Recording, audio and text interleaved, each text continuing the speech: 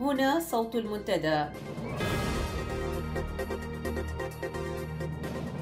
صوت المنتدى بث إذاعي يأتيكم يومي الأربعاء والسبت من كل أسبوع، ومن الساعة 8 إلى 9 مساء أيام الأربعاء، ومن 9 إلى 10 مساء أيام السبت بتوقيت إريتريا.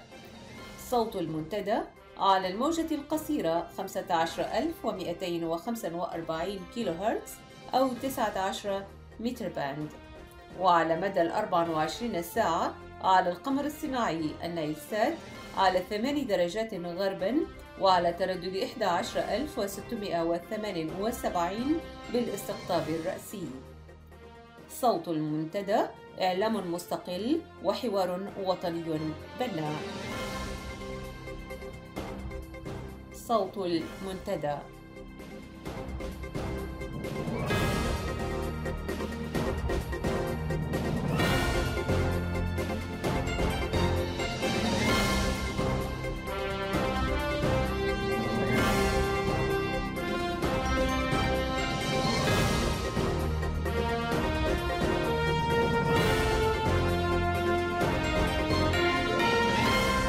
المستمعون الأكارم، مساء الخير وأهلا ومرحبا بكم في ساعة المنتدى لمساء هذا اليوم السبت 28 من مارس. أنا آمال علي أرافقكم وزميلي صلاح الزين ويوسف بوليسي. وقبل ذلك نود أن نعتذر لكم عن عدم بث حلقة الأربعاء، وذلك بسبب خلل فني. وفيما يلي إعادة كاملة لحلقة أو ساعة الأربعاء من صوت المنتدى التي قدمها لنا زميلان يوسف بوليسي وصلاح الزين، حيث نستمع إلى نشرة للأخبار بصوت الزميل يوسف بوليسي، ومن ثم يرافقكم الزميل صلاح الزين في تغطية كاملة للجلسة التي خصصت لحالة حقوق الإنسان في إريتريا أثناء اجتماع مجلس حقوق الإنسان في منتصف هذا الشهر في مدينة جنيف في سويسرا. أتمنى لكم ساعة طيبة وأهلا بكم.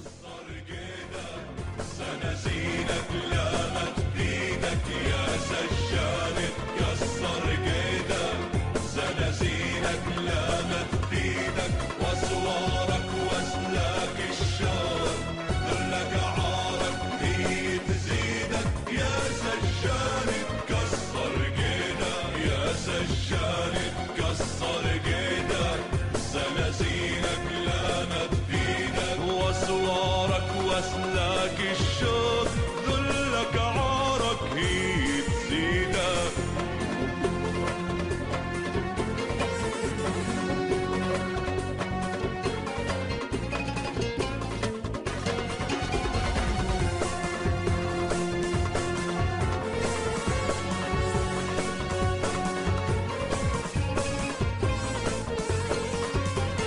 السجن جسمي وين تروح؟ روح الطارد فيك الروح، روح الطارد فيك الروح. سجن جسمي وين تروح؟ روح الطارد فيك الروح. وحياة الدم المسفوح، وحياة الدم المسفوح، لاطلع لك في ليلة عيدك يا سجان تكسر جيدك، يا سجان تكسر جيدك. زنازينك لامت فيدك.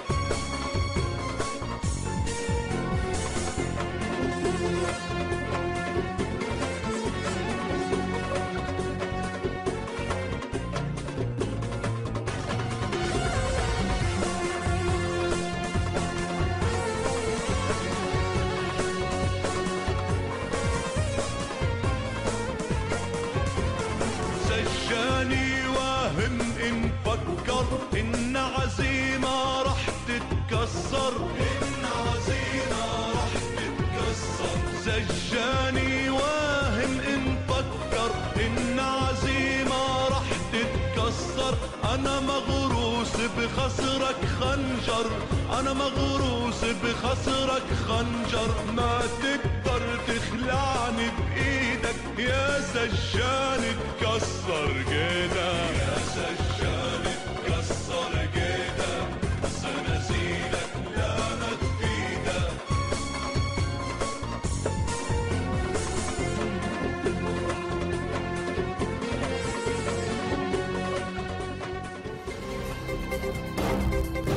صوت المنتدى.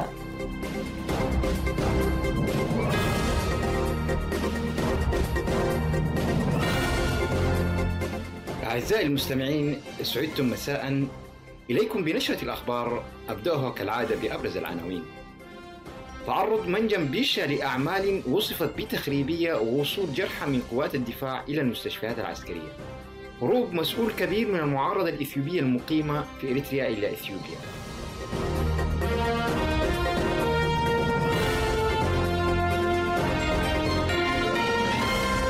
كانت هذه العناوين، فإليكم تفاصيلها وأخبار أخرى. صرحت شركة نيفسون الكندية القائمة بأعمال التعدين في منطقة بيشا بتعرض المنجم إلى أعمال وصفتها بتخريبية في ليلة الجمعة 20 من مارس الجاري. جاء ذلك في بيان صحفي نشرته الشركة يوم الأحد الماضي على موقعها الرسمي بالإنترنت، حيث لم يشر البيان إلى الجهة الفاعلة والكيفية التي حدثت بها أعمال التخريب حسب تعبيره، إلا أنه أكد عدم تأثر إنتاجية المنجم أو تضرر جودته، وأن الجهات الأمنية الإريترية تولت التحقيق في ملابسات الحادث. ويعد هذا البيان هو الثاني للشركة خلال أقل من 10 أيام. أصدرت في 13 من هذا الشهر بيانا أعلنت فيه توقف المنجم عن أعمال التعدين لأسباب ميكانيكية قد تستغرق أسبوعين لإصلاحها، وستجري خلالها صيانة وقائية كانت مجدولة لهذا العام 2015. وتزامنا مع هذه التصريحات، أفادت مصادر المنتدى بالداخل بأن جنودا جرحى من قوات الدفاع الإريترية قد وصلوا أواخر الأسبوع الماضي إلى مستشفى جلاس العسكري بالقرب من مدينة حقات لتلقي العلاج، وأن وحدة العناية المركزة بمستشفى الروتا العسكري بأسمرة قد أغلقت أبوابها أمام الزوار ومنع الاقتراب منها. هذا وفي الوقت الذي تتناقل فيه وسائل إعلام خاصة وصفحات التواصل الاجتماعي أنباء أن تعرض منجم بيشا ومناطق أخرى لاعتداءات خارجية، فإن الحياة في العاصمة أسمرة وضواحيها حسب مصادر المنتدى تسير بشكل طبيعي. والجدير بالذكر أن شركة نيفسون الكندية تستخرج معادن الثمينة مثل الذهب والفضة والزنك والنحاس من 4 مواقع هي بيشا وحنبوك وحرينا، وموقع في الشمال غرب البلاد. وتجني الشركة والمجموعة الحاكمة في إريتريا مئات الملايين من الدولارات من عائدات هذه الموارد الطبيعية للبلاد، ولا يعرف الإريتريون أوجه صرفها أو المستفيد منها. وقع قادة مصر وإثيوبيا والسودان يوم أمس الأول الاثنين في العاصمة السودانية الخرطوم اتفاق إعلان مبادئ حول مشروع سد النهضة الإثيوبي. وتقول الدول الثلاث إنه أساس للوصول إلى اتفاقات تفصيلية حول استخدام مياه النيل في تحقيق مصالح مشتركة لها. وكان إنشاء سد النهضة قد أثار مخاوف شديدة في مصر من سنوات جفاف مائي محتملة خلال ملء خزان السد الذي تقيمه إثيوبيا لتوليد الطاقة الكهربائية. وتشابكت أيدي الزعماء الثلاثة، الرئيس المصري عبد الفتاح السيسي، والرئيس السودان عمر حسن البشير، ورئيس الوزراء الإثيوبي هايلي ديسالين على شاشة التلفزيون الذي نقل حفل توقيع إعلان المبادئ في بث مباشر من العاصمة السودانية. وفي كلمة معبرة قال الرئيس المصري عبد الفتاح السيسي إن أساس أي اتفاق هو مدى الاستعداد لتنفيذه، مضيفا أن شعوب إثيوبيا، السودان ومصر تتطلع بكل جوارحها إلى ما سيسفر عنه لقاؤنا هنا، لأنها تدرك من خلال التعاون يمكننا تحقيق إنجازات عظيمة جدا خلافا لأسلوب الاحتراب والخصام. وقال: نحن الآن اخترنا التعاون والبناء والتنمية، واخترنا أن نثق في بعضنا البعض، نطمئن لبعضنا البعض، ونشجع بعضنا البعض. لم نعد نملك ترف اختيار الفرقة في ظل المخاطر التي تحيط بنا، ونسعى سويا لنعوض قارتنا عما فاتها. خطاب السيسي عده الكثير من المتابعين للشأن الأفريقي بأنه رسالة واضحة للعصابة الحاكمة في أسمرة التي حاولت طوال الفترة الماضية الاصطياد في المياه العاكرة من خلال السعي إلى تقديم خدماتها لقادة مصر كصديق يمكن الاعتماد عليه في خلافه مع إثيوبيا حول سد النهضة. أفادت مصادر إذاعة صوت المنتدى أن مسؤولا كبيرا في الجبهة الديمقراطية لتحرير أرومو سلم نفسه إلى السلطات الإثيوبية بعد عملية هروب ناجحة من إريتريا قام بها بتاريخ 15 من شهر مارس الجاري. وأوضحت مصادرنا أن السيد وانجو قام بعملية الهروب بمعية عدد مقدر من مقاتلي الجبهة المناوئة للحكومة الإثيوبية، والتي تتخذ من إريتريا منطلقا لعملياتها العسكرية ضدها. وأضافت نفس المصادر أن المعارض الإثيوبي اصطحب معه إريتريان من قادة ألوية ولم يتسنى لها معرفة أسمائهما ورتبهما، ولكن من المرجح أنهما برتب عقيد فما فوق. وقد سمع أثناء عملية الهروب إطلاق نار مكثف، إلا أن المصادر لم تتحدث عن إصابات بين الجانبين. وعقب الحادث اتخذت السلطات الإريترية إجراءات احترازية تمثلت بإبعاد مقاتلي الأونغ والأورومو من الحدود إلى العمق الإريتري تفاديا لعمليات هروب أخرى. ويذكر أن العصابة الحاكمة في أسمرة تقوم بتدريب وتجهيز المعارضة الإثيوبية بمختلف أطيافها وتشجيعها للقيام بعمليات عسكرية انطلاقا من الأراضي الإريترية ضد الحكومة الإثيوبية. ويذكر أن المفوضية التابعة للأمم المتحدة الخاصة بمراقبة تنفيذ القرارات الأممية لإريتريا والصومال قد اتهمت إريتريا في نهاية العام الماضي بتسليح الحركات المسلحة المناوئة للحكومتين في إثيوبيا والصومال. نهاية النشرة. سجاني واهم إن فكر إن عزيمة رح تتكسر، إن عزيمة رح تتكسر. سجاني واهم إن فكر إن عزيمة رح تتكسر. أنا مغروس بخصرك خنجر، أنا مغروس بخصرك خنجر. ما تقدر تخلعني بإيدك يا سجان تكسر جيدك، يا سجان تكسر جيدك. سنزيلك لا ما تفيدك.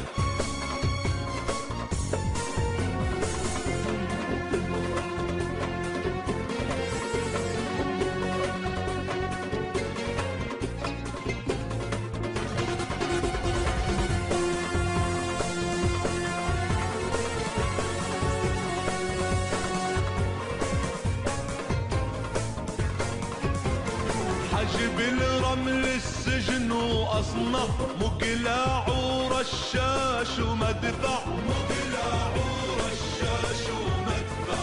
حجب الرمل السجن وأصنع، مقلاع ورشاش ومدفع. أنا طالع وضل توقع، أنا طالع وضل توقع. ناري تولع فيك بإيدك يا سجان تكسر جيدك، يا سجان تكسر جيدك. سنزيلك لا ما تفيدك.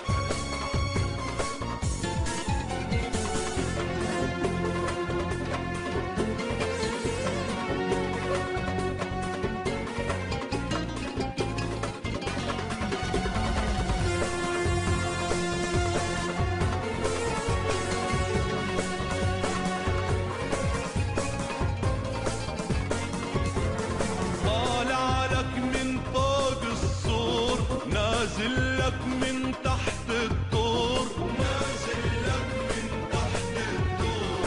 طالع لك من فوق السور، نازل لك من تحت الدور. عالباغي رح يجي الدور، عالباغي رح يجي الدور. هذا وعد استنى وعيدك يا سجان تكسر جيدك، يا سجان تكسر جيدك.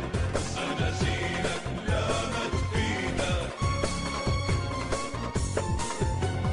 يا سجان تكسر جيدك. سنزينك لا ما تفيدك. واسوارك واسلاك الشوك، ذلك عارك هي تزيدك يا سجان تكسر جيدك.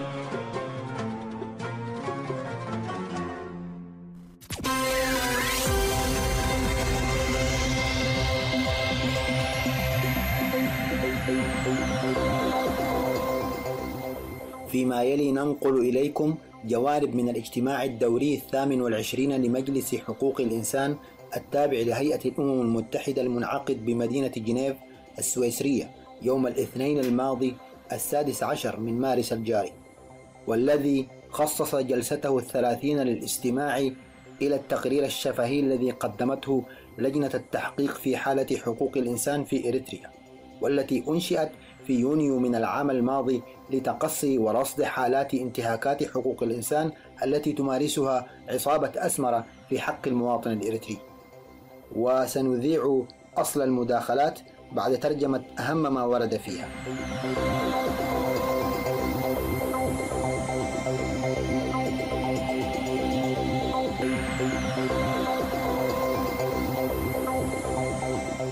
في استعراضه الشفهي أمام مجلس حقوق الإنسان، قال رئيس لجنة التحقيق في حالة حقوق الإنسان في إريتريا السيد مايكل سميث: The government of Eritrea has so far not cooperated with the Commission and has left unanswered our repeated requests to visit the country and to obtain additional information that would be relevant for its investigation. إن حكومة إريتريا حتى الآن لم تتعاون مع لجنة التحقيق، وأن اللجنة سعت لإيجاد وسائل بديلة للحصول على معلومات مباشرة وبطريقة شفافة ومستقلة ونزيهة. وأوضح أن اللجنة قد قابلت حوالي 400 شخص في 5 بلدان مختلفة وتلقت 140 مذكرة مكتوبة، وهي الآن في وضع يمكنها من تقديم تقرير عن أنماط واضحة جدا من انتهاكات حقوق الإنسان في إريتريا. وقال سميث إنه ومن خلال الشهادات التي جمعت فإن معظم الإريتريين ليس لديهم أي أمل في المستقبل، خاصة وأن الخدمة العسكرية على سبيل المثال تمتد من سن 17 إلى أمد غير محدود، ويمكن أن يقضي الإنسان حياته بالكامل في الخدمة العسكرية. وأضاف رئيس اللجنة أن الحكومة الإريترية قلصت الحريات الأساسية حتى أن الأفراد لا يشعرون أن لديهم أي خيار فيما يتعلق بالقرارات الهامة في حياتهم، بما في ذلك الزواج والعبادة. وقال سميث إن الاعتقال هو الوضع العادي في حياة المواطن في إريتريا، ويشمل الرجال والنساء والأطفال أيضا، وأن الاحتجاز يكون في أماكن فوق الأرض أو تحت الأرض أو في حاويات معدنية معرضة للشمس ذات الحرارة الشديدة. وتناول رئيس لجنة الأمم المتحدة المكلفة بالتحقيق في حالة حقوق الإنسان في إريتريا في تقريره المقدم إلى مجلس حقوق الإنسان التعذيب في إريتريا، قائلا إن الانتهاكات التي تجري على خلفية ما تدعيه الحكومة بحالة لا حرب ولا سلم بسبب نزاعات حدودية مع جيرانها أصبحت ذريعة للحكومة لتجاهل القانون الدولي لحقوق الإنسان والقيام بعسكرة المجتمع بأكمله وسط غياب لسيادة القانون. وأشار سميث إلى أن الإريتريين يشكلون اليوم أكبر مجموعة بعد السوريين من المهاجرين الذين يغامرون برحلات القوارب الصغيرة في البحر المتوسط أملا في الهرب من إريتريا إلى الشواطئ الأوروبية. Distinguished members of the Human Rights Council, Excellencies, ladies and gentlemen. On 27th of June 2014, the Human Rights Council, quote, deeply concerned at the ongoing reports of grave violations of human rights by the Eritrean authorities against their own population, unquote, established the International Commission of Inquiry on Human Rights in Eritrea. Following our appointment by the President of the HRC in September last year, Mr. Dankwa, Ms. Kita Ruth and I convened in Geneva in November. We decided to conduct our investigations with a view to identify possible patterns of systematic violations of human rights, make recommendations on how to improve the general human rights situation in the country, and ensure accountability in the future. Through our work, we also aim to increase public awareness of the situation of human rights in the country and provide a historic record of human rights violations. We agreed to focus our attention on violations committed in Eritrea since independence. We also adopted our terms of reference and rules of procedure, methodology and initial program of work, always guided by the principles of independence, impartiality, objectivity, transparency, integrity, confidentiality and the principle of do no harm.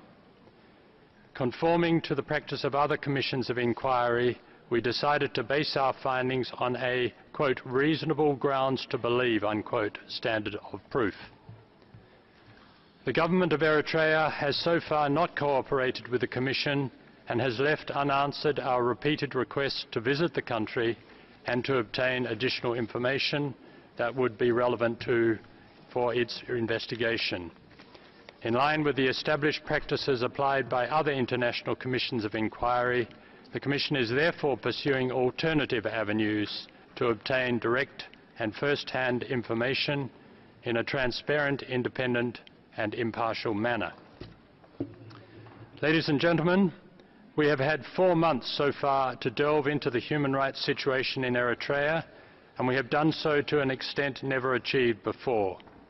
We have interviewed approximately 400 people in 5 different countries and received 140 written submissions. We've consulted experts and spoken with a variety of representatives from intergovernmental and non-governmental bodies.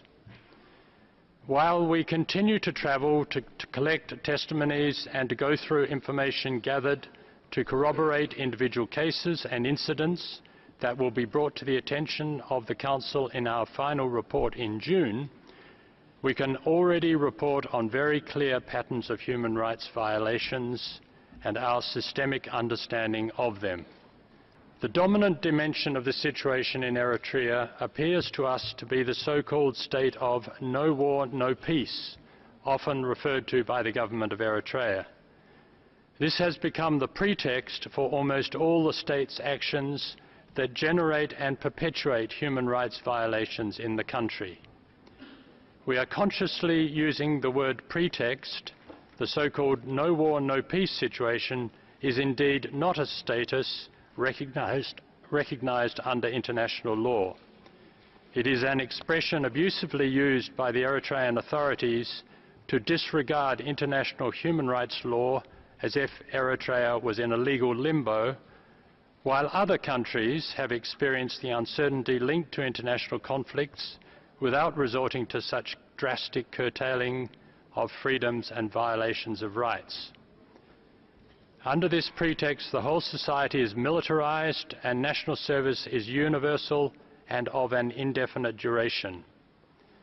Most Eritreans have no hope for their future. National service, whether in a military unit or in a civil assignment, is the only thing that from the age of 17 they can expect to spend their life doing, paid between less than $1 and a maximum of $2 a day. On such wages, they struggle to fulfill their basic needs, let alone think about raising a family. Under this pretext, the Constitution has never been implemented and the National Assembly is not sitting. There is no rule of law in the country and no one is being held accountable for violating the rights of groups or individuals. Under this pretext, the government has curtailed most freedoms from movement to expression, from religion to association. It has created a condition in which individuals feel that they have hardly any choice with regard to the main decisions in their lives: where to live, what career to pursue, when to marry, or who to worship. In order to ensure the enforcement and perpetuation of such a system, pervasive state control and ruthless repression of perceived deviant behaviours, particularly within national service, are crucial. Hence the creation of a network of spies that goes so deep in the fabric of social life that a man employed by national security might not know that his daughter is similarly employed. Hence the extrajudicial executions, enforced disappearances and incommunicado detentions aimed at silencing all perceived critics and teaching a lesson to them and others, because you are never really told why you're arrested, and once you've been arrested, for how long you'll be detained and where. Eritrea is a country where detention is an ordinary fact of life, experienced by an inordinate number of individuals, men and women, old and young, including children, where detention centres are official and unofficial, above ground and underground, metal containers in forbidding heat, or mere fences with no shelter for inmates in punishing cold, where once in one of them there is a likelihood that you will be subject to torture, to extract a confession, or to simply punish behaviours. And what are the behaviours that trigger such punishments? Let me use the words of some of the victims we've interviewed. When you look at them with judging eyes, they punish you. The doctor did not listen to me. The first time I talked to him, he hit me. I again complained. He said, "Go and take a shower. There is no medicine." The guards used to try to have sexual activity with the women there. When we refused them, we were punished simply for refusing. We were forced to roll in the hot sand and lie in the sun. If we did not walk quickly enough during military training, they beat us or shackle us in the Otto position, feet and hands tied behind the back and lying face down, and forced us to stay under the direct sun at midday for 3 hours. I was punished like this because I had drunk water without permission. A peer denounced me to the officers. In return, he was allowed to take a rest. Ladies and gentlemen, is it surprising that faced with such challenges, Eritreans leave their country in their hundreds every day? They brave death to cross borders, deserts and seas, and many of them never make it to the other side. In recent days, the government of Eritrea, the international community, and the United Nations have all sought to address the situation in various ways. We acknowledge the recent cooperation of the state of Eritrea with some human rights mechanisms. We note that Eritrea recently ratified the UN Convention Against Torture. We also take note of the recent announcement made by the government to bring national service back to 18 months for new recruits. We reiterate our interest in receiving further information on this development.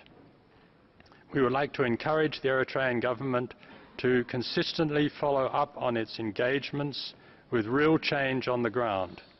The Commission remains available to visit and is ready to engage in a dialogue with the state of Eritrea. The Commission also takes note of the recent visits made by Member States, UN entities and cooperation agencies to Eritrea. In view of the emerging findings outlined in this oral update, we would like to recall the centrality of human rights when initiating dialogue and cooperation with the Eritrean government. In particular, we should all be reminded that the massive exodus of Eritreans should not, and indeed cannot, be tackled without addressing the human rights situation in the country. I thank you for your attention. I'm ready to provide more detail in response to questions. Thank you, Mr. President.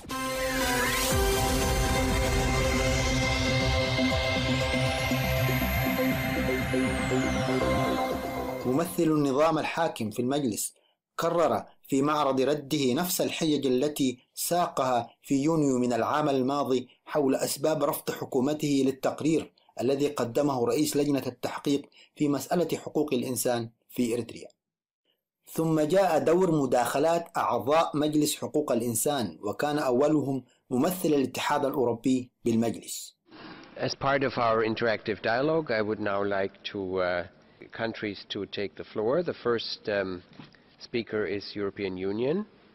The European Union warmly thanks the Commission of Inquiry on the situation of human rights in Eritrea for its update and for its excellent work. We deeply regret that the government of Eritrea refuses to cooperate and to grant its access to the country. يود الاتحاد الأوروبي التعبير عن شكره وامتنانه للجهود التي بذلتها لجنة التحقيق حول مسألة حقوق الإنسان في إريتريا، ونعبر عن أسفنا من رفض الحكومة الإريترية التعاون مع اللجنة والسماح لها بالدخول إلى الأراضي الإريترية للتحقيق من الانتهاكات هناك. ويرحب الاتحاد الأوروبي توقيع الحكومة الإريترية على اتفاقية الأمم المتحدة المتعلقة بمناهضة التعذيب وغيره من ضروب المعاملة أو العقوبة القاسية واللا إنسانية والمهينة. ونشعر بقلق عميق لحدوث انتهاكات لحقوق الإنسان في إريتريا من اعتقالات تعسفية وقتل وتعذيب والتعدي على الحريات الأساسية للإنسان، خاصة حرية التعبير والانتهاكات الجنسية. لذلك نطالب الحكومة الإريترية بفتح معسكرات الاعتقال أمام الهيئات الدولية المحايدة بما فيها مفوضية حقوق الإنسان. في الختام نود أن نؤكد دعمنا الكامل لعمل لجنة التحقيق في مساعيها، كما ندعو الحكومة الإريترية لقبول حوار مفتوح وبناء حول أوضاع حقوق الإنسان في إريتريا. We deeply regret that the government of Eritrea refuses to cooperate and to grant its access to the country. The European Union welcomed the government of Eritrea's accession to the UN Convention Against Torture and other cruel, inhumane or degrading treatment or punishment. We are deeply concerned about persisting serious violations of human rights, such as the arbitrary arrests, including political incommunal detention and inhumane prison conditions, extrajudicial killings, torture, restrictions of fundamental freedoms, particularly freedom of expression, and sexual and gender-based violence. We urge the government of Eritrea to open detention centers to the scrutiny of independent observers, including the High Commissioner for Human Rights. In the regrettable absence of cooperation on behalf of the government of Eritrea, the Commission of Inquiry is collecting information from relevant sources outside the country. To conclude, we would like to express our full support to the Commission of Inquiry, and we further call on the government of Eritrea to engage in an open and constructive dialogue on the human rights situation in Eritrea. Thank you very much, Mr. President.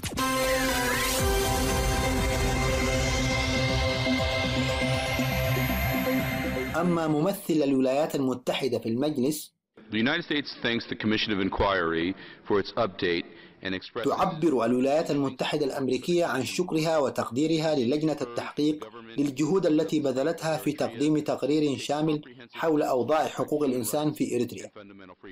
كما تعبر الولايات المتحدة عن قلقها العميق للانتهاكات التي تمارسها الحكومة الإريترية إزاء إجبارها الشباب على المشاركة في برنامج الخدمة الوطنية لأكثر من 18 شهر، وندعوها لاتخاذ خطوات جادة للحد من الانتهاكات المتعلقة بحقوق الإنسان والحريات الأساسية، خاصة المتعلقة منها بالتجنيد الإجباري فيما يسمى بالخدمة الوطنية المفتوحة الأجل والميليشيات الشعبية وحرية العبادة والمعتقد وحرية العمال في إنشاء جمعياتهم وحريات أخرى.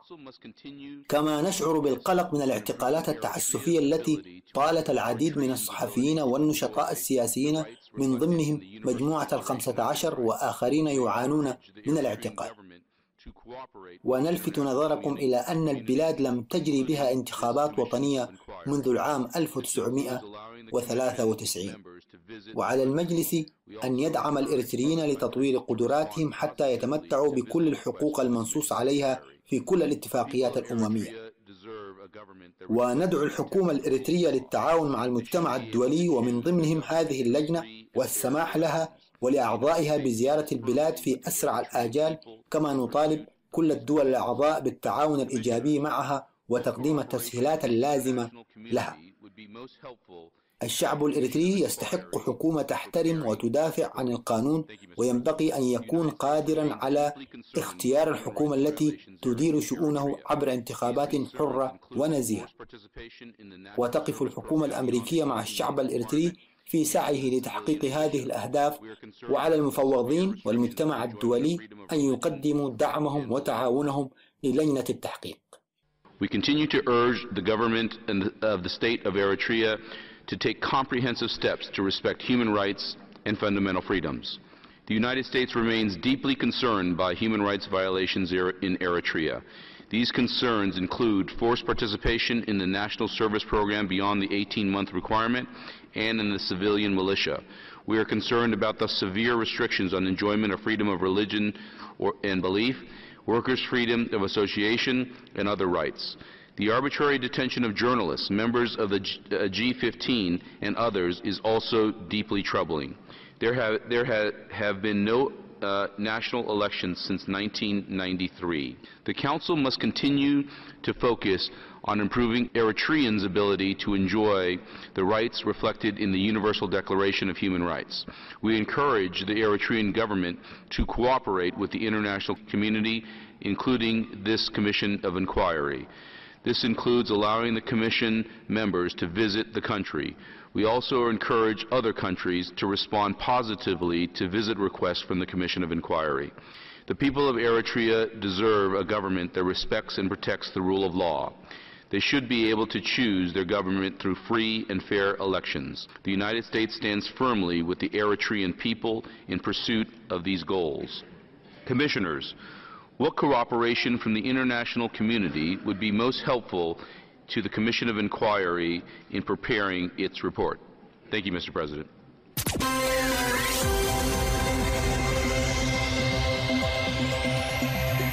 كما عبر ممثل النرويج عن شكره للجنة التحقيق على تقريرها الشامل حول أوضاع حقوق الإنسان في إريتريا، وقال: As a long-standing friend of Eritrea and the people of Eritrea, we continue to be gravely concerned about the situation of human rights in the country. باعتبارنا دولة صديقة لإريتريا وشعبها منذ فترة طويلة، يعترينا القلق إلى حد بعيد بأوضاع حقوق الإنسان في إريتريا، كما هو موضح في التقرير الذي قدمته لجنة التحقيق. ولأننا نعتقد أن الحكومة الإريترية يمكنها الاستفادة القصوى من خلال تعاونها مع الأمم المتحدة بصفة عامة ومفوضية حقوق الإنسان الأممية بشكل خاص، فإننا ندعوها للتعاون مع لجنة التحقيق حول أوضاع حقوق الإنسان في إريتريا والمبعوثة الخاصة، ونطالب اللجنة بتوضيح الوضع فيما يتعلق بمدة الخدمة العسكرية في البلاد. As highlighted in the reports by the Special Rapporteur and in the update on the work of the Commission, we believe that Eritrea can benefit greatly from cooperation with the United Nations in general and with the Human Rights Council in particular. And we reiterate our call on the government of Eritrea to cooperate with the Special Rapporteur and the Commission of Inquiry. We would like to ask the Commission a question. What is the status with regard to the duration of the military service in the country? Thank you, Mr. President. وقال ممثل جمهورية غانا بمجلس حقوق الإنسان: Ghana welcomes Eritrea's high-level engagement in the review of its human rights record conducted by the Working Group on the Universal Periodic Review. إن إريتريا يجب أن تسعى لتنفيذ توصيات الاستعراض الدوري الشامل، وأن تقبل وتصادق على جميع مبادئ حقوق الإنسان وتنفذها بدعم من المجتمع الدولي. ليس هناك بلد واحد لديه سجل مثالي في حقوق الإنسان، ولكن تضطر جميع البلدان لإظهار التزامها بتحسين أوضاعها والتمسك بجميع مبادئ حقوق الإنسان التي تحفظ كرامة شعوبها دون تمييز. Eritrea must also endeavor to ratify all the pending human rights conventions and implement them to build upon her capacity with the support of the international community.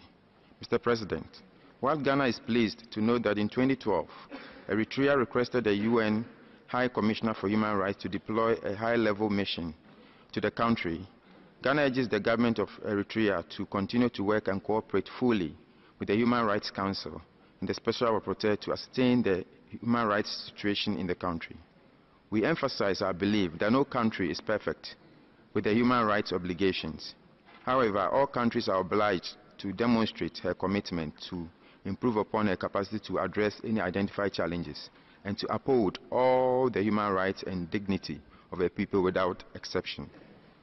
Thank you. Je donne la parole au délégué distingué de la France. Merci, Monsieur le Président. La France s'associe à la déclaration prononcée. أما فرنسا فقد استنكرت عدم تعاون السلطات الإريترية مع لجنة التحقيق، ولا سيما في ضوء الوضع الذي ينذر بالخطر في مجال حقوق الإنسان في البلاد، بما في ذلك القيود على الحريات الجماعية والتعبير والتجمع والاعتقال التعسفي والتعذيب. وشجعت فرنسا إريتريا على التنفيذ الكامل لأحكام اتفاقية مناهضة التعذيب التي كانت قد صادقت عليها مؤخرا. وأوضح ممثل فرنسا بأن تزايد عدد الإريتريين الذين يفرون من البلاد يدعو إلى الحاجة لتحسين أوضاع حقوق الإنسان.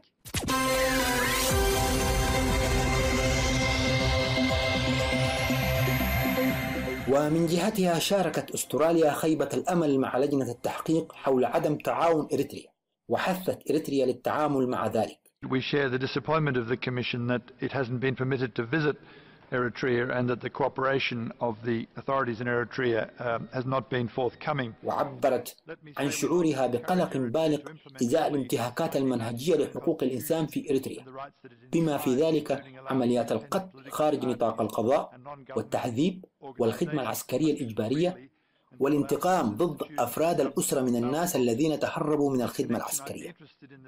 وأدانت أستراليا الجهود التي تبذلها السلطات الإريترية لفرض ضريبة على الإريتريين في الخارج، وخاصة تدابير لجمع مثل هذه الضريبة عن طريق الابتزاز والتهديد بالعنف والاحتيال ووسائل أخرى غير مشروعة. Let me also say that Australia remains deeply concerned by the systematic human rights violations outlined in his oral update, including extrajudicial killing, torture and other challenges in relation to conditions of detention.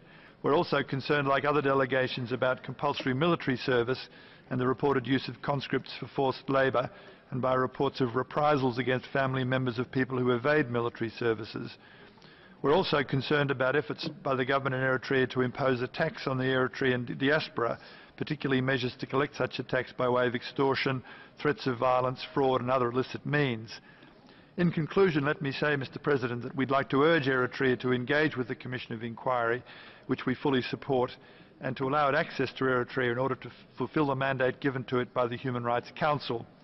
Australia urges Eritrea to comply with Resolution 2624 in order to arrive at long-lasting, problem-solving human rights solutions that comply with international standards. I thank you, sir. Thank you. The next speaker is the distinguished delegate from Germany. Sie haben das Wort. Thank you, Mr. President. Germany aligns itself with the state. وفي الوقت الذي رحبت فيه ألمانيا بانضمام إريتريا إلى اتفاقية الأمم المتحدة لمناهضة التعذيب، دعت إلى بذل كل جهد ممكن لإنهاء انتهاكات حقوق الإنسان، بما في ذلك الاعتقالات التعسفية وظروف الاعتقال غير الإنسانية، وكذلك تلك المرتبطة بالخدمة العسكرية الوطنية. كما دعت ألمانيا حكومة إريتريا إلى احترام وحماية وتعزيز حقوق الإنسان لجميع الأشخاص دون استثناء، والتعاون مع لجنة التحقيق وأخذ توصياتها بعين الاعتبار. We call once again on the government of Eritrea to respect, protect and promote human rights of all persons without exception. In this regard, we regret that the government of Eritrea has shown no interest in cooperating with the Commission and has even hindered its work by not granting access to the country. We encourage the government of Eritrea to change this and fully cooperate with the Commission, as well as to take its recommendations into account and implement them in a timely manner.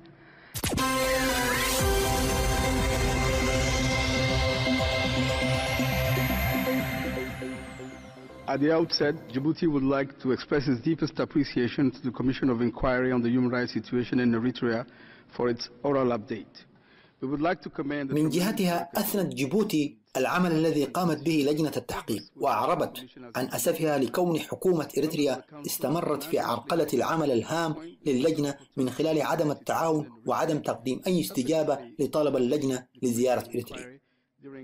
وعبرت جيبوتي عن شعورها بالقلق العميق إزاء محنة سجناء الحرب الجيبوتيين المحتجزين في إريتريا، وتتطلع إلى التقرير المكتوب المحتوي على نتائج وتوصيات اللجنة إلى مجلس حقوق الإنسان في يونيو حزيران المقبل، وكذلك معلومات مفصلة عن مكان وجود وصحة أسرى الحرب الجيبوتيين. Djibouti was pleased to facilitate the mission in Djibouti of the Commission of Inquiry on Human Rights in Eritrea to collect information, testimonies and accounts from victims and witnesses. We in Djibouti remain deeply concerned by the plight of Djibouti prisoners of war detained incommunicado in Eritrea. You had the opportunity to meet and interview the 2 Djibouti prisoners of war who were fortunate enough to escape with the assistance of Eritrean people after 3 years of detention. We are looking forward to the written report that would contain its findings and recommendations to the Human Rights Council in June 2015. Djibouti finally expresses hope that by then it would be in a position to provide detailed information on the whereabouts and the health of the Djibouti prisoners of war. The UK shares the Commissioner's concerns highlighted in its last report on national military service, arbitrary arrest and detention, including incommunicado detention and inhumane prison conditions.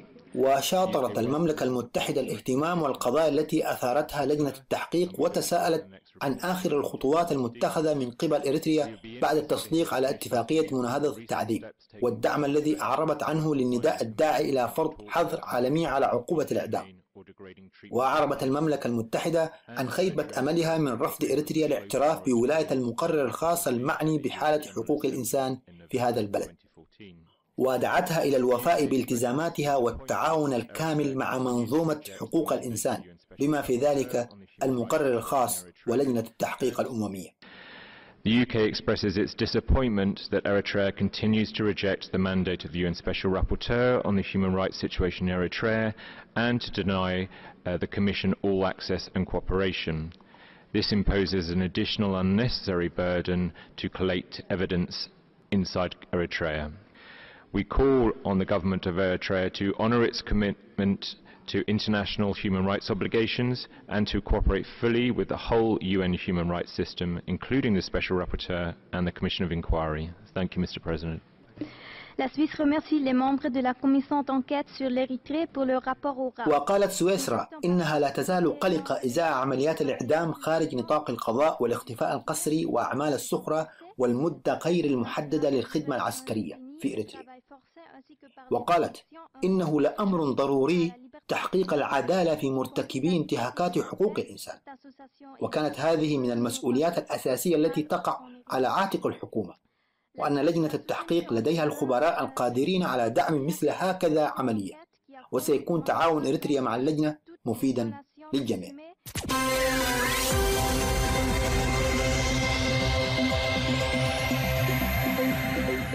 أما منظمة متابعة المصالحة الدولية بالاشتراك مع جمعية إريترية مهتمة بحقوق الإنسان، فقد أعربت عن أسفها لعدم إظهار حكومة إريتريا أي تقدم في مكافحة الانتهاكات الجسيمة والمنهجية لحقوق الإنسان في البلاد، وأنه لم يكن هناك أي تحسن على الأرض منذ إنشاء لجنة التحقيق. ومما يثير القلق بصفة خاصة هو التدريب العسكري القسري في بيئة قاسية. وأرجعت Human Rights Watch رفض الحكومة الإريترية التعاون مع لجنة التحقيق تخوفها من التدقيق الدولي في سجلها لحقوق الإنسان، كما لفتت الانتباه إلى الإريتريين الذين تجاوزت أعمارهم الخدمة الوطنية ولكنهم يؤخذون الآن مرات عديدة في كل أسبوع لأداء خدمة في الميليشيات الشعبية.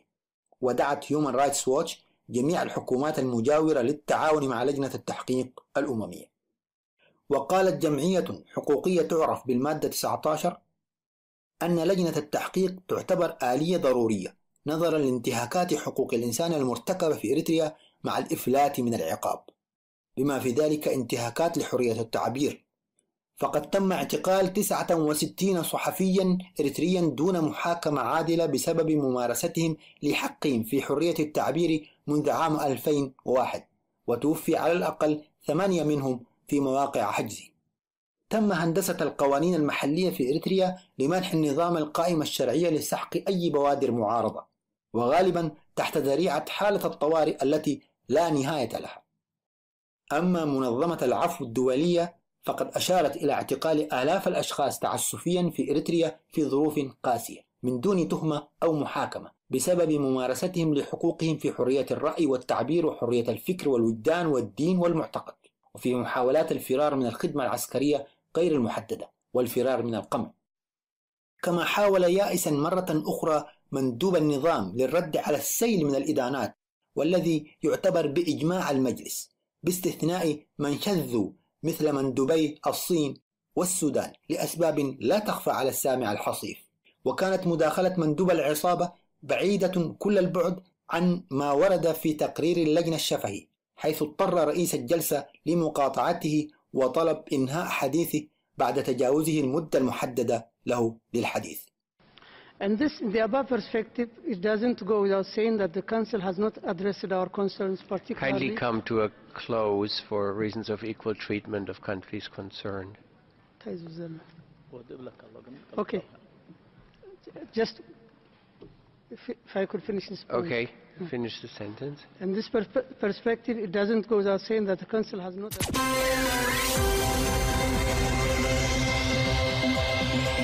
وقبل رفع الجلسة منح رئيس لجنة التحقيق فرصة للملاحظات الختامية. I will now give the floor to the Special Rapporteur, Mr. Mike Smith, for his concluding remarks.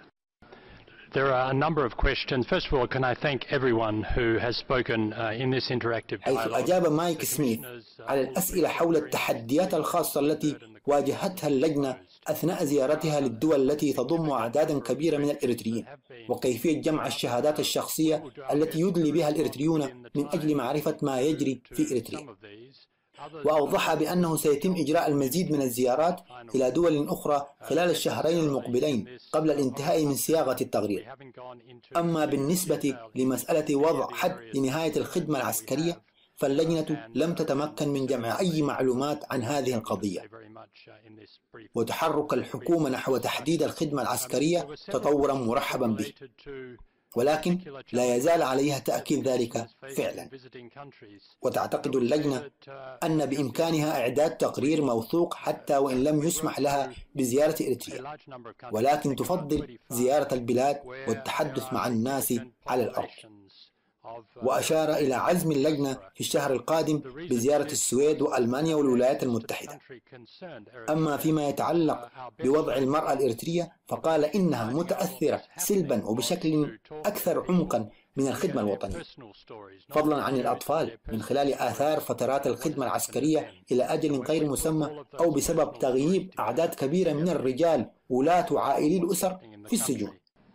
Can we produce a report without the cooperation of Eritrea? Yes, we can. We know that, and many other commissions of inquiry have done that. We believe that we can produce a very credible report. At the same time, we would very much like to have the cooperation of Eritrea to visit the country, to visit the places that we've heard a lot about, and talk to people on the ground. We would certainly think that would enhance our report. There is a question about the treatment of women and children in national service and in detention in Eritrea. There is no question in our view that women particularly and children are most deeply affected, are more deeply affected in general than males who are in these situations, particularly the women in national service. Well, in both places they suffer a great deal, and the women in the society at large suffer because of the number of men who are in detention or who are in national service and unable to support their families.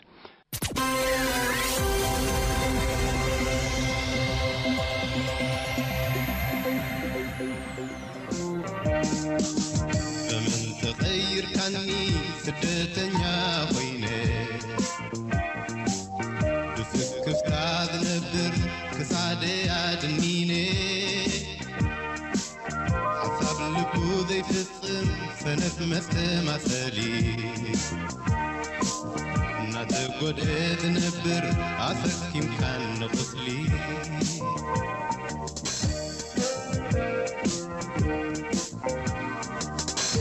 حتى كاي اني ملث لي ثمن سلمتاي كدي كاني سنت صدري حابن سبقاوي مثلي كبري كنتي تحيو نحاطار مكران نعدا قوري تحيو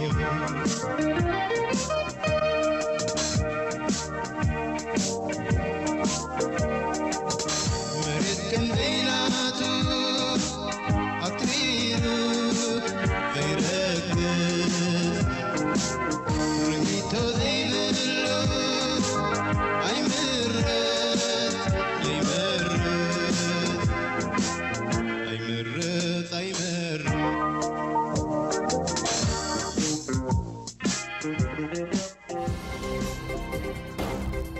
صوت المنتدى.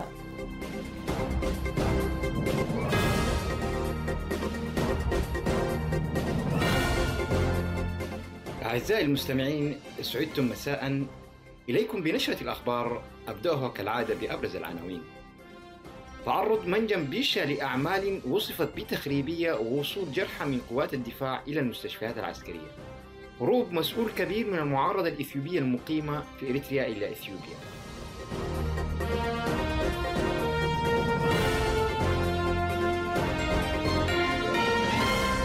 كانت هذه العناوين، فإليكم تفاصيلها وأخبار أخرى. صرحت شركة نيفسون الكندية القائمة بأعمال التعدين في منطقة بيشا بتعرض المنجم إلى أعمال وصفتها بتخريبية في ليلة الجمعة 20 من مارس الجاري. جاء ذلك في بيان صحفي نشرته الشركة يوم الأحد الماضي على موقعها الرسمي بالإنترنت، حيث لم يشر البيان إلى الجهة الفاعلة والكيفية التي حدثت بها أعمال التخريب حسب تعبيره، إلا أنه أكد عدم تأثر إنتاجية المنجم أو تضرر جودته، وأن الجهات الأمنية الإريترية تولت التحقيق في ملابسات الحادث. ويعد هذا البيان هو الثاني للشركة خلال أقل من 10 أيام. أصدرت في 13 من هذا الشهر بيانا أعلنت فيه توقف المنجم عن أعمال التعدين لأسباب ميكانيكية قد تستغرق أسبوعين لإصلاحها. وستجري خلالها صيانة وقائية كانت مجدولة لهذا العام 2015. وتزامنا مع هذه التصريحات أفادت مصادر المنتدى بالداخل بأن جنودا جرحى من قوات الدفاع الإريترية قد وصلوا أواخر الأسبوع الماضي إلى مستشفى جلاس العسكري بالقرب من مدينة حقات لتلقي العلاج، وأن وحدة العناية المركزة بمستشفى أروتا العسكري بأسمرة قد أغلقت أبوابها أمام الزوار ومنع الاقتراب منها. هذا وفي الوقت الذي تتناقل فيه وسائل إعلام خاصة وصفحات التواصل الاجتماعي أنباء أن تعرض منجم بيشا ومناطق أخرى لاعتداءات خارجية، فإن الحياة في العاصمة أسمرة وضواحيها حسب مصادر المنتدى تسير بشكل طبيعي. والجدير بالذكر أن شركة نيفسون الكندية تستخرج معادن الثمينة مثل الذهب والفضة والزنك والنحاس من 4 مواقع هي بيشا وحنبوك وحرينا وموقع في الشمال غرب البلاد. وتجني الشركة والمجموعة الحاكمة في إريتريا مئات الملايين من الدولارات من عائدات هذه الموارد الطبيعية للبلاد، ولا يعرف الإريتريون أوجه صرفها أو المستفيد منها.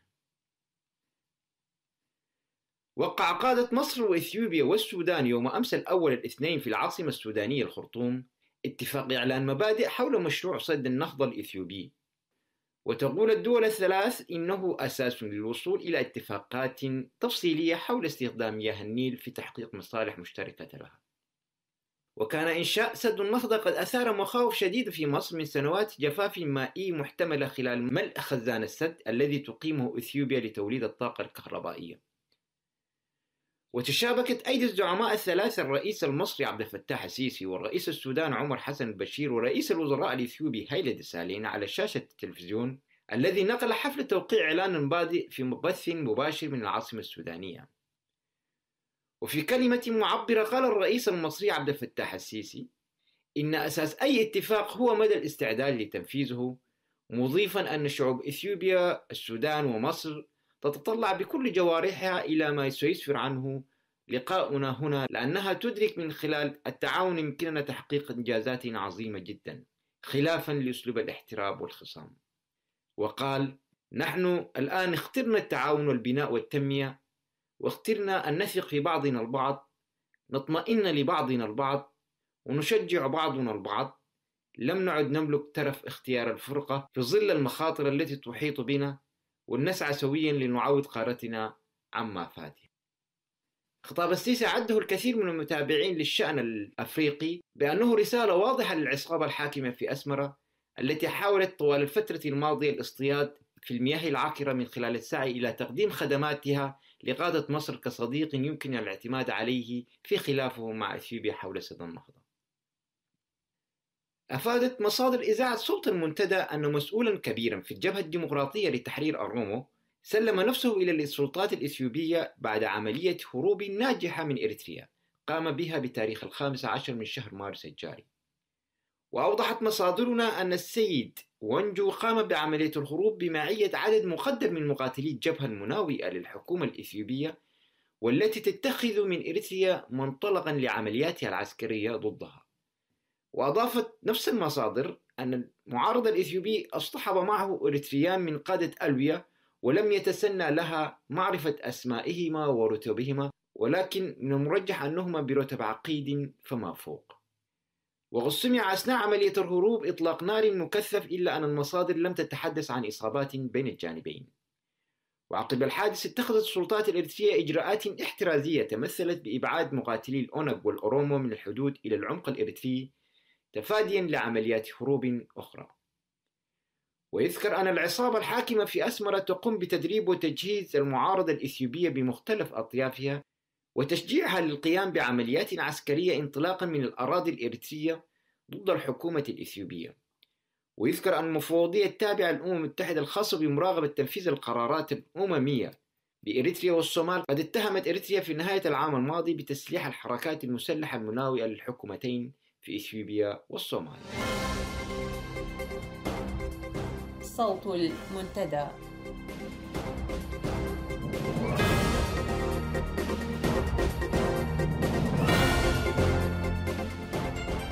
وفي ختام هذه الساعة أعزائي المستمعين نتمنى لكم إجازة طيبة إلى أن نلقاكم الأسبوع القادم.